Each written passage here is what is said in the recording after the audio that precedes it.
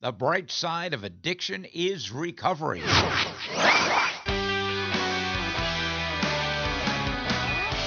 In this edition of Recovery Coast to Coast, we're going to feature another interview from my recent trip down to Texas, where I was privileged to MC the 47th Annual Conference on Addiction Studies, put on by TAP, the Texas Association of Addiction Professionals.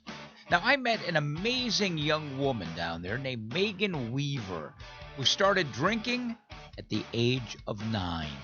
Then she got sober at the age of 17 and has been in long-term recovery for the last 19 years. Some pills here, sneaking out a little more alcohol here, and I got introduced to harder drugs, specifically methamphetamine, when I was 15 years old.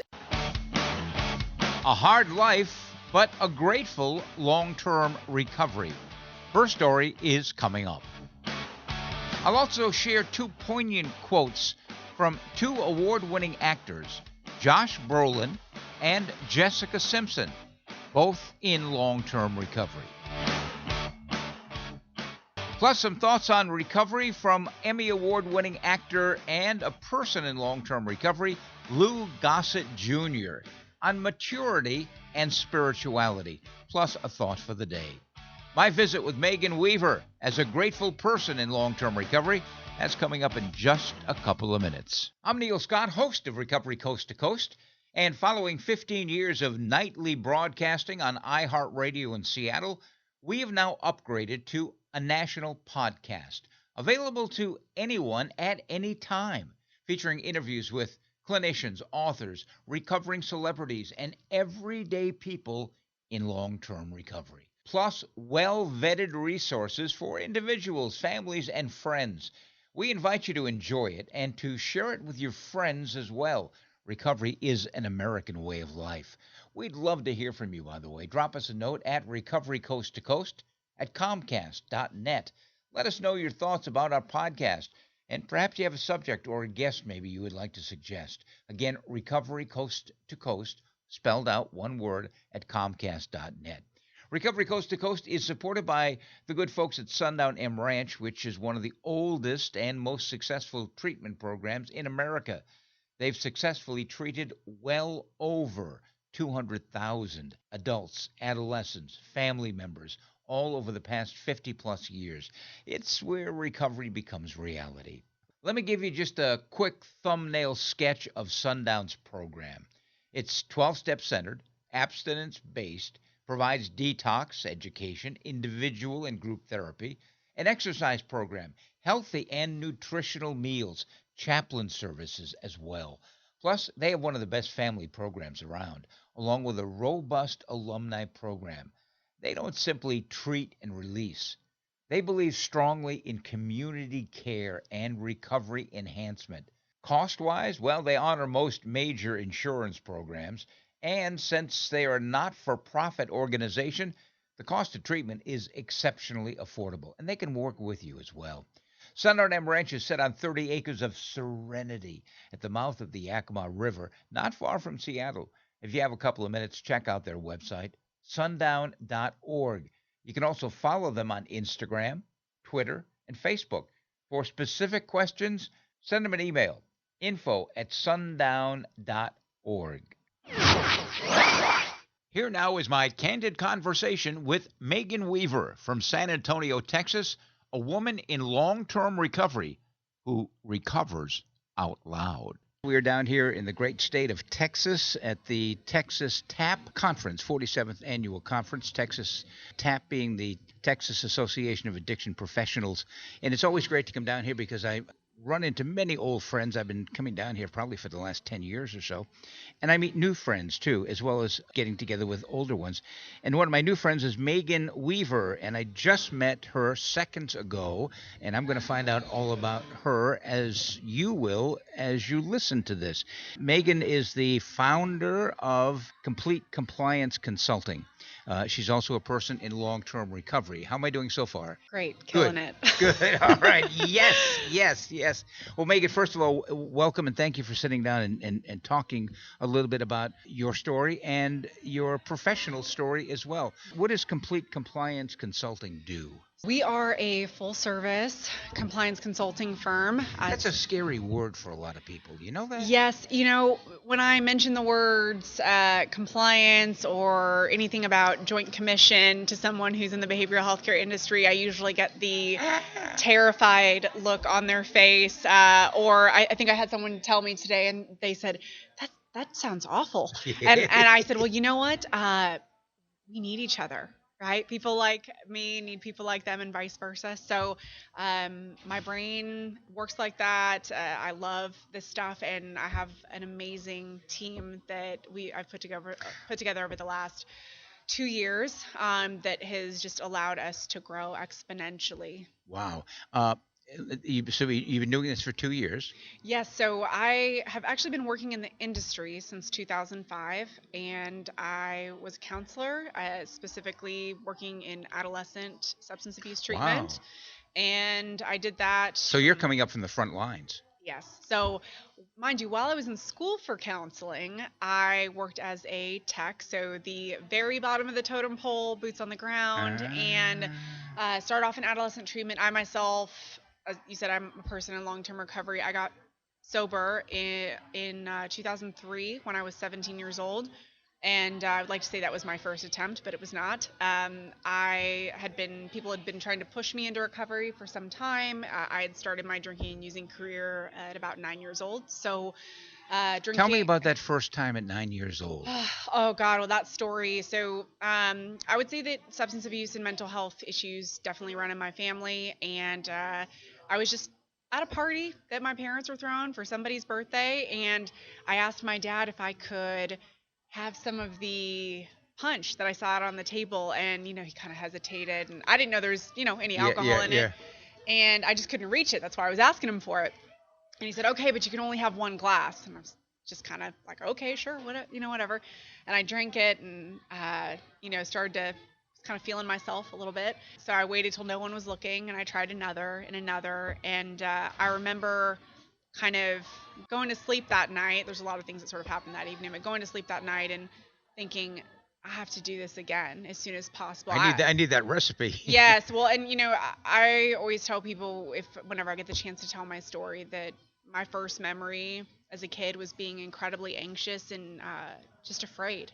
for no reason, like no external reason to feel those things. And I know that's not everyone's story, but for me it was. I always felt alone in a room full of people. Just never felt like I fit in. So alcohol became your friend. Mm-hmm. Very early on, I felt that anxiousness, the social anxiety, all of that just completely slid away, and I didn't care what anybody thought anymore. All of a sudden, the fear of people looking at me, and I tell people to this day, I still have a little bit of social anxiety, but when people, when it's your birthday and everyone's singing you happy birthday, my joke is like, I ask everyone to turn around and not look at me when they do that. I still to this day feel that way, but so from that time on, obviously I didn't become, a full-blown drunk at 9. I mean, what 9-year-old? I mean, I'm sure there are some out there, but that was really just my first introduction, and it didn't take off right then. But by middle school, I, started smoking pot. I grew up in Northern California. Everybody's parents had a medical marijuana card before pot was actually legal, like it is now. And from there, it just like it does for a lot of people, just kind of kept going up. Some pills here, sneaking out a little more alcohol here, and I got introduced to harder drugs, specifically methamphetamine, when I was 15 years old. And who introduced you to meth? I was out at it was a rave for Halloween. I was in San Francisco, and everybody that I was around had a little bit of everything, and I didn't want any downers that night or whatever. I'm not a very good drunk. I drink a lot, but I'm not a good drinker. And someone just said, well, here, why don't you try this? This will make you go up. I didn't ask them what it was. I just said, yes, thank you very much. I'll take that. And I'll tell you, I felt like I could breathe for the first time in my entire life. Like, it was like the first time I could completely exhale or complete a thought. It was I felt like I was at home for the Again, first time ever. a new friend. Yes, a new friend. It's very different from alcohol. While alcohol helped with the social anxiety, the uppers it just scratched a different itch for me. So that went on for about till I was just shy of 18 years old, and I went in and out of a few treatment centers, and What were the circumstances going into the first treatment center? Did someone come to you and do an intervention, or certainly you didn't wake up on a bright, shiny San Francisco day and say, I think I'm going to go into treatment? No, I was, I guess I was in my first semester of sophomore year. I was still in high school. I had not gotten politely asked to leave yet. And I was pulled in by the principal and my parents, and they said, hey, we need you to start coming to class, and you can't smoke behind the school anymore, and we need you to stop doing and selling drugs and stop getting into fights. If you can do those things, you can stay.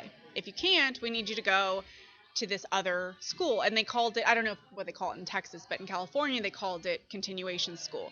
And what continuation school is, instead of being in school, 6-7 hours a day, it's 3 hours a day. And all my other degenerate friends were already there. So I was like, where do I sign up? I was like, this is a great idea. I am there. Well, there was a little bait and switch. So I agreed to this. Well, they said, okay, well, now that you're going to have all this extra time in the afternoon, you're going to start going to this outpatient program 4 days a week. So that was my first introduction to going to 12-step meetings and to treatment as a whole. And I weaseled my way out of that program in about 4 months. It was a year-long program. And basically, I just started agreeing with I realized if you just start agreeing with what all the adults say and tell all the other kids, you should listen to your parents. I think they're right. They thought I was cured. And so I got out of there. And within a year, my meth addiction really took off. And about a year and a half later, I ended up in my first inpatient facility. And I spent 60 days there. Leading up to that, I had gotten a small possession charge for some pot and had been put on probation, and I was incapable of testing clean. And I remember telling my probation officer that. I said, I know that this is what you want from me. I said, I don't really know how much you understand about addiction, but I'm incapable. It's not that I don't want to. I'm not trying to be difficult. I can't give that to you. And so essentially, in comes the intervention. So I go in for what I think is going to be a psych assessment. Surprise party. Yeah, I mean, air quotes. No one can see me. I'm air quoting. Psych assessment. And there was a psych assessment going on. But by the end of it, I walk out and there is my mother, my grandmother, my probation officer, and this psychiatrist.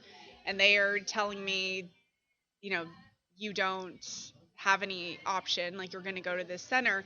And I said, well, what happens if I don't? And they said, well, if you opt not to, then you're going to go in front of the judge, and then he can sentence you for as long as he sees fit. So I figured 60 days or potentially indefinitely. So I took the 60 days, and I would say that, the treatment that I went through was much more, because it was adolescent, was much more behavior modification. Where'd you go? A place called Thunder Road in East Oakland, California. Love that song. Yeah, so at the time, East Oakland, or Oakland as a whole, had the highest murder rate per capita in the country when I went there, and I did a lot of my using there. And so I knew better than to AMA from that treatment center. I watched other girls do it, and I was like, best of luck to you. Yeah. So I stayed there for 60 days, and, the first 30 days were the hardest, but by the time it was time to leave, I was begging them for another 30 because I knew I wasn't ready. And they said, your insurance won't cover it, you got to go. And I drank the day I left there. And I can tell you that with every fiber of my being, I did not want to drink, I did not want to use, I just did not learn any life skills, and I had not gone through the steps there. They just gave me a big book and some packets, and we're kind of like, figure it out. And we're so fortunate in Texas to have such strong both 12-step and clinical recovery. And I know not all parts of the country are like that. But I had that experience, and I thought I was going to get to go back home. That was the plan, go back home after treatment. And my probation officer very politely informed me that they did not think I could stay sober or not be gang affiliated or sell drugs in that environment. And both of my sisters were also struggling with substance abuse. I have Oh. two younger twin sisters. They're twins, identical twins. They're 2 years younger. They're 33 now. I'm 35. And they said, we think you need a change. And so my father happened to live in Southern California at the time, so I moved from the San Francisco Bay Area to Southern California. Geographic. Which, for the record, I know I hear a lot of people say, everywhere you go, there you are. Geographics don't work. I think it depends. I think that if you want to do better, to change, if you're committed to doing something different, I think that a geographic can be a nice fresh start. But if you're not, I don't think it makes any difference. Were you ready?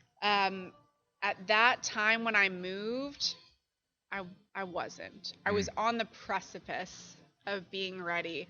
And so what ended up happening is I went down there. They had me signed up for a IOP to follow up with that residential I did. I went to all the groups, all the classes. I was going to meetings every single day.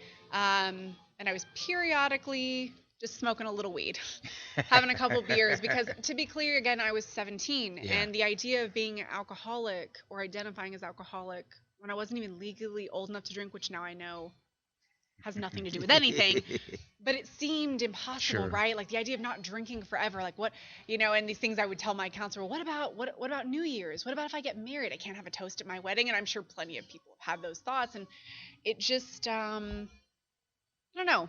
I just got to a place where I could tell you the very last drink that I had, I came out of a blackout to someone screaming in my face, asking me if I was okay. And I looked at them, and I can't tell you, I don't have any memory of what happened in that blackout. It was nothing dramatic. Mind you, at this point, I'm done with IOP. I'm off probation. My parents think I'm sober. Everyone's off my back. I have no external circumstances that are forcing me to do this thing. And so what ended up happening is I came out of that blackout, and I just remember looking at this person saying, no, I'm not okay. And he said, well, what do you want to do? And I said, can you drop me off at that meeting at the Solano Club that we go to sometimes? And he dropped me off, and I was a little late, so I waited outside in the parking lot till the smoke break, and, crying in the fetal position like a real badass. And and a bunch of these old guys, I got sober in kind of old-timer AA, and they walked out and asked me what was going on, and I said, I don't want to die, and I don't want to drink and use anymore, but I feel like those are my only two options. Like, I don't know how to stay sober. And they said, well, what do you want to do about it? And I said, I will do whatever you tell me to do if I don't ever have to feel this way again. And I still get emotional thinking about that. And like, I have so much gratitude that I still feel that way, because I watch so many people come in and out, and some go back out, and some figure it out maybe through religion, or maybe they realize they were just a hard drinker, or they die, right? And you become a little jaded, right, when you start to see that happen over and over. And so for me, I feel like I had such a profound first step experience that even when I've gotten way off the beam, so to be clear, this girl has gotten way off the beam. I stayed sober, but I've been in a little bit of untreated alcoholism at a few different points in my sobriety, and I'm just really so grateful for Alcoholics Anonymous and for amazing sponsorship and such a supportive fellowship, and just an amazing, infinite, loving God. And I mean, I know that if I had known that this whole program was about finding God, I probably would have turned around and walked the other way, but it has been the best thing that's ever happened to me. So how was that first year for you? Oh God, I mean, honestly, it's such a whirlwind, I mean, I went to meetings, sometimes 2 meetings every single day, and I had a commitment at every single meeting I went to, so it might be setup or breakdown or chips or coffee service or whatever. Work. Yes, Yeah. Lots of service work. I got a sponsor right away, and I tried to, take other commitments and go to conferences and do the GSR thing, and I did a lot of fellowship. And I'll tell you, before I got all the way through the steps and before I really had my own relationship with God, the fellowship saved me. And I mean, I'm very clear today that meetings do not treat alcoholism and commitments won't keep me sober, but God was working through these people in this meeting, and I don't know that I really understood it at the time, or that I could fully wrap my head around that, because I mean, if God's either everything or he's nothing, right? And so I think it's impossible for any human to wrap their mind around the idea of what a Yeah. higher power really truly is. But it was amazing. I had a get well job. I worked at In-N-Out Burger. I think they fired me about Oh, 3 months in. my favorite hamburger place Uh, in the oh, world. don't say that in Texas. It's Whataburger. No, they have an In-N-Out down the street. I'm a fan of In-N-Out. Oh, I get into arguments with people about it all the time. double. Ooh. Yeah, everyone likes P. Terry's and Whataburger here, but yeah, I mean, it was the first time that I felt like I had family and like I felt seen Yeah, and understood, and not that, I have two parents that love us very much, and they struggle with their own demons, but and they did an okay job. I think that family is always complicated, and at the end of the day, I realized that while I love my family and they love me, they didn't understand what I was going through, and they didn't understand addiction, and so it was important for me to pick a chosen family that could provide the support and the guidance that I needed, because my family just, it's not because they didn't love me or didn't want to, they just didn't understand. Yeah. And so yeah, I mean, the first year, I look back on that first year probably more fondly than any time of my sobriety, because it was being 17, 18 years old, newly sober. It's one of the wonderful women who works for me, Jennifer, we were talking about it over lunch today, the crazy stuff we did in early recovery that I won't repeat on this podcast. But yes, it was, I don't know, I think I probably didn't appreciate it as much when I was in the moment, but I look back on it, some of the better times in my life. My goodness. What does recovery mean to you today, Megan? Oh, jeez. For me, when I think about being a recovered alcoholic or recovered drug addict, however, when I talk about alcoholism, it's not really about the substance. It's about the, talk about the physical allergy, right, and mental obsession. And being recovered for me today, I guess it's a lot of different things, but if I had to give a synopsis, being able to put others before myself, because if I believe that the root of the problem centers in the mind, and that selfishness, the self-centeredness, are the root of pretty much all of my troubles. And so for me, being able to not just put others before myself, but when I think about the 11th step, right, continuing to practice prayer and meditation, and what it means or what it looks like to be constantly checking, am I, resentful? Do I owe anyone an amends? So much of this process about being recovered is about my thought life. Because as someone who's been sober for almost, it'll be 18 years, Wow. I don't necessarily show up terribly in the world, right? I rarely do anything that results in me having to make a really significant amends, or where I get super resentful or anything like that. But what I'll notice is when I'm not doing my disciplines, I'm not practicing these principles in all my affairs, I want to see my mind drift, and I think when I'm in a really good place and I'm recovered, someone could say something that I disagree with or that I think is really stupid. And instead of the first thought in my head being, wow, what an idiot, or taking their inventory, maybe is a better way to put that, character assassination silently in my mind. Instead, if I see someone that maybe says something that I don't agree with, or that is maybe a little sick, if you will, I can look at that, and my first thought is, wow, that person must really be hurting, right? They must really be struggling. For me, I think so much of this disease is a perception issue, right? And if I'm helping others and I'm staying in contact with a God of my understanding, and I'm doing my own work on a daily basis, staying recovered is not really that, it's not that it's that hard, right? But so many of us drift away from it, right? It's the people talk a lot about 10, 11, and 12 being maintenance steps, but I also find them to be incredible growth steps. And continuing to, my understanding of what recovery is or what it means has changed probably dramatically. I think in the beginning, I really just thought that being recovered meant you just don't drink and do drugs anymore. And it is so much more than that. And our book talks about that we believe that, the elimination of alcohol is but a beginning, and that there's a much more important demonstration of these principles in our work and our home life. And I think that it's just so important for me. Like I think the most rewarding piece of all of this, yes, finding a God is probably the overarching piece, right? But getting to work with other women has been the biggest blessing. And I can tell you, in my first year, I was so afraid. I was like, what if I mess them up? What if I make them worse? And my sponsor just looks at me and she's like, they've done a pretty okay job of that on their own. I don't think you can cause any more harm. And it's one of those things where there's sort of a high that you get. When did you decide you wanted to get into the helping profession? Well, like any newly sober drug addict, I thought it would be a good idea to, go become a counselor.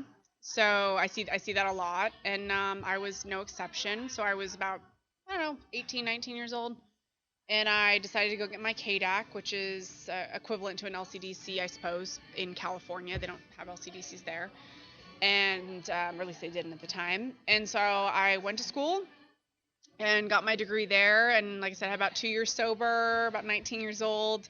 While I was in school, I was working as a tech, started doing all of my intern hours simultaneously. And by the time I was done, I was working for this adolescent center. I don't even know if they're around anymore, but I worked there in co-ed. About, average age is 13 to 17 years old. So I really thought that would be such a good place for me because I got sober so young, and I ran up a lot against being a 20-year-old at that point, and being just a few years older than these kids, and really struggling and realizing that I had some more work of my own to do before I could really help these kids without really struggling with a lot of countertransference and projecting some of my own stuff onto them. And so I worked into working in a more indigent population, primarily women, and then eventually moved on some years later to working in the 18 to 25. I know a lot of people call it the failure to launch sort of generation. I don't particularly care for that term, but it was a fun experience. So I really got to work my way up the ladder from being a tech to being a counselor to running operations, admissions, clinical compliance. Ding, ding, ding, ding. Really everything across the board. And, I moved to Texas in 2012. Had about, almost 9 years sober at that point. And I got out of the industry for a little bit. I needed a little break. And I found myself back running a facility as an executive director. And I was doing that for a few facilities, more, for, that's 2016, 2017-ish. And then, the last place that I worked, incredible, amazing facility just outside of Austin, and beautiful, amazing staff. And I oversaw their compliance and HR and utilization review there. And I started consulting. The last year that I worked there, I had the opportunity to help somebody with a Joint Commission accreditation. And I went to the leadership team and said, hey, how would you feel about this? I just want to make sure it's not a conflict of interest, that you guys would feel comfortable, because obviously working for you is more important.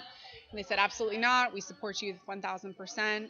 They've always been really great about that. And so I had my first client. And, the funny story about that is that I had been kind of toying with the idea of starting my own thing, and I didn't really know what it was that I wanted to do. I just made the decision that I wanted to do something. And so I started bringing it into prayer and meditation. I said, God, I want to do something. I don't know what it is. Please make it blatantly obvious so that I have to trip and fall over it so that I cannot miss it, because I can be a little, I'll miss it. And I must have brought that into prayer and meditation every day for, I'm not kidding you, it couldn't have been more than 4 or 5 days. And I got a text message from someone that I met at a conference. I thought you were going to say from God. No, oh God. It sort of felt like that, actually. I got a text message from a gentleman that I had met at a conference one time. We had not spoken since then. And I had mentioned to him a year prior that I was thinking about starting a consulting business. And he texted me and said, hey, I have someone in Texas that needs a little help. Are you still doing that consulting thing? And I don't know that I've ever told anyone this. It doesn't work for me, but I said, yeah, absolutely I am. And the truth was I hadn't started. Yeah. And I just remember I looked up to the sky and I was like, I see you, God. And it was just one of those God moments. And so I call them God incidences, not a God, coincidence, but a God incident. God incident. And so I called that client and ended up getting them their accreditation, 3 months later, or maybe it may not have even been that long, and they referred me to someone else, and that person referred me to someone else, and next thing I know, the company that I'd been working for full time decided to get rid of our business office that managed all of the HR, UR stuff, and they wanted to have a corporate office handle it, and then they were going to give some of the responsibilities to some other people, and I thought to myself, okay, well, you can go try to find a job at another treatment center, making close to the same amount of money you were, or you can try to take a leap of faith and do this full time. And it took a lot of prayer and work with my sponsor and walking through a ton of fear, but I spent almost the entire first year. So all that happened with leaving that company at the end of 2019. In comes 2020. With a bang. Yes. Oh. And so I had really just started reaching out to people to let them know what I was doing, but I had not been to any conferences. I was not in a position to spend, tens of thousands of dollars on a website or marketing or anything. And COVID happens. So I think to myself, well, so much for that idea. And I can't even explain to you what happened. It's felt like a blur the last 2 years. I really talked to maybe a handful of people, and I just got put in touch with some amazing consultants that do similar to what I do. One of which used to be my boss when I worked for a facility in Southern California, and he had decided to leave and start his own thing. And he's based out of Orange County. He's fantastic. His name's Devin Waite, for anyone who's looking for a great consultant in California. And then I got put into contact with another gentleman named James Whittick. And he has a consulting firm out of Florida. And the three of us started talking and collaborating, and next thing you know, all three of us have, our own independent clients, but we send referrals back and forth, and we start collaborating, and next thing I know, I have billing companies reaching out to us saying, hey, will you do in-network contracts for our clients who want them? And people coming to us, not just in Texas, but we have clients now in California, Kansas, South Carolina, Florida, Ohio, all over the place. And I can't even remember where all of these people have come from, but every single client we have had has been word of mouth. Every single one. And I mean, to me, if that's not a God incident, I don't know how to explain it. And so, I may not be able to rely on word of mouth forever. Part of the reason why I'm here today at the conference. It's been amazing, and I've been able to bring on a few people. It's not just me anymore, because I realize I'm one person. I can only do so much work, and I brought on Jennifer Holbrook, who's an amazing industry professional, and I know she's president of one of the TAP boards. I'm probably saying that wrong, but very involved with State TAP here, and has been in the industry for 30 years and worked as a compliance director, executive director, clinical director, and amazing, LCDC master's level clinician. She's incredible, and I'd be lost without her. I don't even really know how I functioned before I met her. I guess because I didn't have anyone else, I just had to figure it out. And I know that I'm great at what I do, but I just have an amazing, brilliant team, and we've added a few more people. One of which is more of an industry newcomer. She's been around for a couple years, super bright, really young, in her 20s, and has been a great addition. And we have another person who's been in for about 15 years and specializes in contracts and UR negotiations. So she's able to help a lot of our clients in that area when they're in, have contracts with. So all your payers. Staff is recovery. I have the only people I have all women employees, which is I don't have any ill feelings about this industry being predominantly male owned and operated. It just is what it is. But it feels really good to have just a bunch of really strong, intelligent women working for me. And the fact that they're all in recovery is just, it's a bonus. We can hold each other accountable. And, when we're talking about work, if we're struggling with something or dealing with a client, being able to 10 stuff with a coworker is kind of nice if you can't get a hold of your sponsor. Yeah. But they are all different backgrounds, all different ages, different amounts of sobriety. I mean, I don't even really know how much time everybody has. I think somewhere between, Brianna, our newcomer, she's been with us a little less than a year. I think she maybe has 4 or 5 years sober, in her late 20s, I think, 27, 28. And like I said, I'll be taking 18 years next month. And then Maureen and Jennifer, they're both double digit sobriety too. And so I just feel like God, there's been a lot of divine inspiration. And so now, when I started this, I really just thought it would be a little bit of licensing or a little bit of accreditation, and I was just going to stay in Texas and stay really small. But now we're helping existing facilities, helping brand new facilities. I mean, sometimes we'll come in and people will ask us to find the location, help them rezone it, hire their whole staff, develop their clinical programming, help them pick out their EMR, But you've got a staff that can do that. We do. And so being able to spread the work around and it not just be me is great, because I never wanted the business to just be me. My hope is that we can have, a little bit of brand recognition, that it's not just about me, because honestly, I couldn't do what we're doing now without them. Before the interviews, telling me, he's like, you need to be a boss, and I don't know that I necessarily see myself that way. I try to, I think it's important to know your craft. I want to be exceptional. I don't just want to be good. If I'm going to do something, I get so much joy out of it. I want to be exceptional. I only employ people that are exceptional. The good is the enemy of the best. Yes. And I don't really, I don't see other consultants or people that are in this industry. I don't really see it as, competition. I just think there's plenty of people that need help, there's so much to go around. So I think that I don't know what's next for us.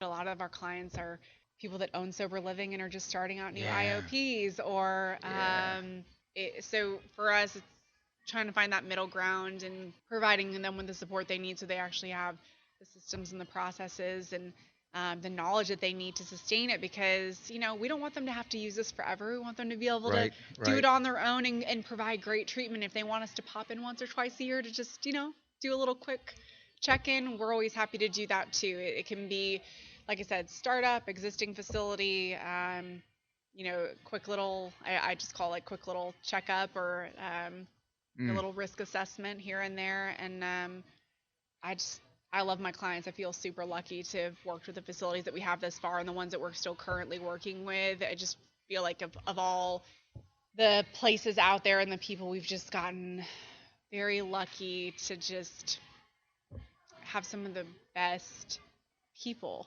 And I don't know how that happens. I always chalk it up to God when stuff just works out the way it's supposed to. Because I feel like when I get too involved in stuff, I just end up running into the proverbial wall with things when I try to control things too much. Do you have a website? I do, yes. So we actually just launched our new website day before yesterday. It's www.completecomplianceconsultants.com. I'm super happy with it. An overview of services, everything that we offer. You can contact us directly through the website. We also write sometimes. So we have some fun blog posts and news stuff, industry-specific stuff.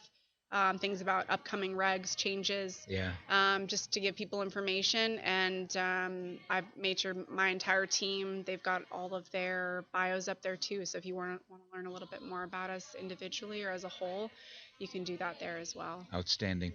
Thank you so much for sharing your story professionally, but more importantly, your story personally and your road to recovery. I appreciate that. Thank you. I'm Neil Scott. This is Recovery Coast to Coast. Well, recovery is as recovery does, and Megan Weaver does it very, very well. We'll continue on Recovery Coast to Coast, the national podcast, in just 30 seconds. Alcohol is running your life. You want help, but can't take time away from work to get it. Where do you turn? Contact Sundown M Ranch. Sundown M Ranch outpatient programs have helped thousands recover from addiction without losing time on the job. Nationally recognized for innovative, effective, and affordable treatment programs, Sundown M Ranch will help you put your life back on track. Go to www.sundown.org to learn more. Before we hear from Lou Gossett Jr. on maturity and spirituality. I want to share some comments from two high profile actors who reflected on their recovery with immense gratitude. Recently, actor Josh Brolin and actress Jessica Simpson spoke out on Instagram about their journey in recovery. Here's Academy Award nominee Josh Brolin, who is featured in the recently released film Dune. He writes, "Sobriety is finally loving without every thought being about how it affects only you. Sobriety is a moment of being able to love and be consumed by the glee that it brings someone else. Sobriety is knowing the difference between selfishness and integrity. Sobriety is knowing that God is in everything and that it's made up of every color and mixture of color that exists. Sobriety is knowing the moon late at night when she was there for you in your toughest hour, and now again her witnessing your greatest joys. Sobriety is climbing in your truck for a 6 a.m. call after 8 years of sobriety, and there being a card from your wife telling you how grateful she is for you having made the decision to put it down and to live instead, accompanied by a college board of your children. What was created because of that decision. And sobriety is when your children look at you and trust what they see. You can see it in their pupils and the way they stand before you, that they know they are not being cultivated into some idea, but celebrated for the original garden that they are growing into. Sobriety is about living better than your remembrance of what your greatest drunk ever was. And everyday malleability into gratitude for what is. None of this is deserved. All of this is perception, imaginable." The poignant words of actor Josh Brolin. And from Jessica Simpson, recording artist, fashion designer, and popular actress, she posted a photo on Instagram of what it used to be like. And she writes, "This person in the early morning of November 1st, 2017, is an unrecognizable version of myself. I had so much self-discovery to unlock and explore. I knew in this very moment I would allow myself to take back my light, show victory over my internal battle of self-respect, and brave this world with piercing clarity. Personally, to do this, I needed to stop drinking alcohol because it kept my mind and my heart circling in the same direction, and quite honestly, I was exhausted. I wanted to feel the pain so I could carry it like a badge of honor. I wanted to live as a leader does and break cycles to advance forward, never looking back with regret and remorse over any choice that I've made and would make for the rest of my life within this beautiful world. I can't believe it's been 4 years. It feels like maybe 2. I think that's a good thing. There is so much stigma around the world for alcoholism or the label of an alcoholic. The real work that needed to be done in my life was to actually accept failure, pain, brokenness, and self-sabotage. The drinking wasn't the issue. I was. I didn't love myself. I didn't respect my own power. Today I do. I've made nice with the fears, and I have accepted the parts of my life that are just sad. I own my personal power with soulful courage. I am wildly honest and comfortably open. I am free." Those are two powerful statements from two incredibly influential celebrities. I believe that when people in recovery recover out loud, especially those that we know, those in the public eye, and they put a face and a voice on recovery, it gives a measure of hope to those still sick and suffering. I have known literally hundreds, maybe thousands of individuals over the years who have taken that first step after hearing about someone they admired successfully forging a path to recovery and saying, "Boy, if they could do it, maybe there's some hope for me." As it's said in the rooms, our stories disclose. And now some thoughts on maturity and spirituality from iconic actor Lou Gossett Jr.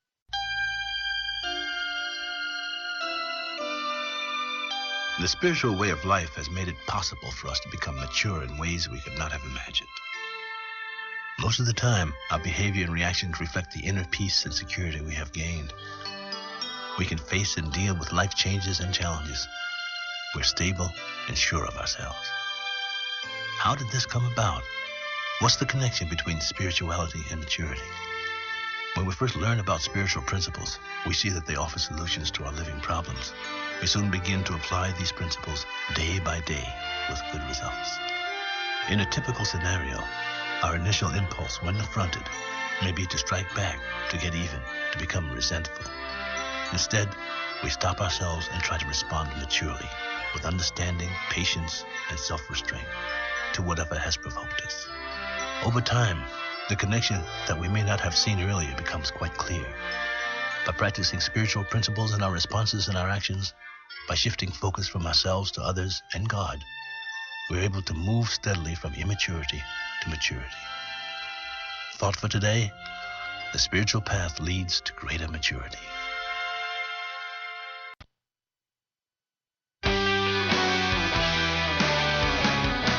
Well, that wraps up this edition of the national podcast, Recovery Coast to Coast. If you've enjoyed the podcast, boy, we'd love to hear from you. And if you'd like to help us expand out our podcast to others, there are a few things that you can do to help us out. First of all, please hit the subscribe or follow button. It's free, and you'll be notified the next time we publish a podcast. Secondly, send me an email. I'd love to hear from you. recoverycoasttocoast@comcast.net. Maybe you'd like to suggest a guest or topic. Third, feel free to write a review of our ongoing podcast. Let us know what you like and maybe what you don't like, as we strive to make progress, not perfection. And lastly, kindly tell one or two of your friends about the podcast. That really helps us to carry the message, especially on social media. Be sure and post the link. And join us next time for America's Voice for Recovery, Recovery Coast to Coast. And remember, if you know someone who is experiencing problems with alcohol or any other drug, here's the 24-hour national hotline that offers free information and confidential treatment referrals. Spanish-speaking individuals available as well. It's 1-800-622-HELP. And another thanks to our supporting sponsor, Sundown M Ranch, sundown.org. They have been successfully treating people for well over 50 years. I'm Neil Scott, reminding you to stay healthy, live in gratitude, and be kind to others. Remember, the bright side of addiction is recovery. Pass it on.